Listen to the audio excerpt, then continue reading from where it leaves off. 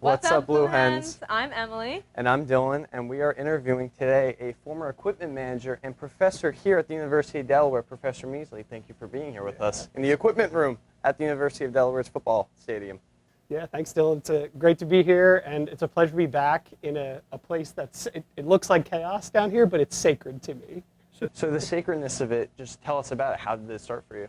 Yeah, so you mentioned I'm a professor here now, but I started as a student equipment manager right here for the football team.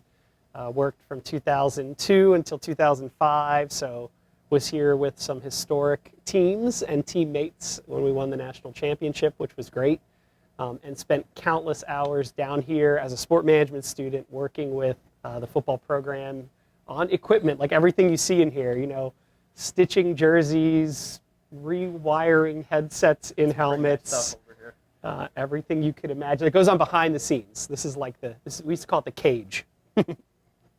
So going into that now, what skills did you find here that really boosted your career?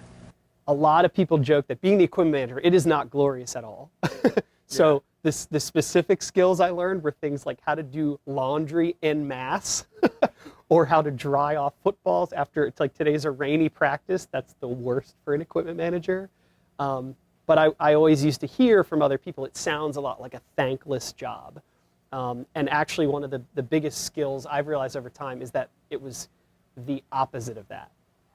The truth is everyone down here would consistently and constantly be thanking you for the help behind the scenes.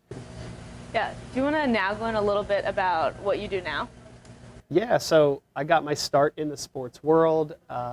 I stayed here for a while to get a master's degree in organizational leadership, turned that into a team building company that I was a partner in, started working with like corporate training and leadership development, kind of like what we do here in class, but for like companies for their training and development programs. And so this niche market has emerged where I now work with former pro athletes and sports figures on helping them get their speaking and training businesses started. Yeah, now, what do you cool. think throughout being the equipment manager, obviously during the national championship for the university, what has been people who you want to thank, memories that you've had, laughs, stresses, and concerns, and just all the good moments together? Yeah, so just recently, the 2003 team celebrated the 20-year anniversary. So like I was telling you all, there's a picture down here in the cage of us. I'm in it. You can go try to find me. That was a special time, a special year, a special team. So we all reconvened before a football game this past fall to celebrate 20 years. And our former head coach, Casey Keeler, came back. And he said something very simple. He said, when you look out there on the field and you see 2003 up there on the national championship banner, no one will ever take that away from you. And I think that's really special, and it reminds me of people I got to work with or network with here. Our current head coach, Coach Carty, so shout out to Coach Carty. He was a quarterback for us on the team while he was here, and it's been great for him to come back and reconnect the community. Originally, the team down here was myself, Kevin and Jen. Shout out to Kevin and Jen. That was it. You know, now there's an army of equipment managers and students like you involved down here. Back then it wasn't quite like that. And then, of course, John, who is our next boss down here, and then Laura and Boat, who, like, you know, if you don't know it, the team here, they get down here hours before practice. We're now here 2 or 3 hours after practice this morning for spring ball. They're still here, right? So that when those players show up tomorrow, everything's perfect. It's pristine. I think there's something interesting about the Delaware connection here. So, like Dylan, you asked me earlier, why do you keep coming back to Delaware? It's because of that network. It's because of the people. Mix that with amazing memories, and you've got something really powerful. And there's 2 people who I currently am working with or helping in some way. One is Dave Raymond, whose dad was Tubby.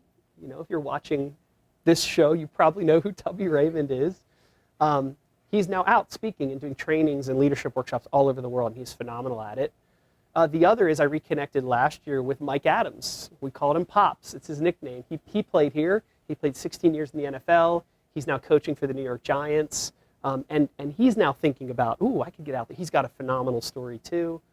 Get out speaking, inspiring, and motivating others. So, you know, the reason you go do anything in your world as an entrepreneur or a leader is probably because you want to help someone else. Like it's because you know that person, and so you'll do that. So it's been really cool. Well, yeah. Thank you so much for taking your time here in the equipment room for us, and we're really excited to see where you go with the rest of your time here at the University of Delaware. Appreciate it. Thanks. Thank you guys for listening again, and now back to you guys in the studio.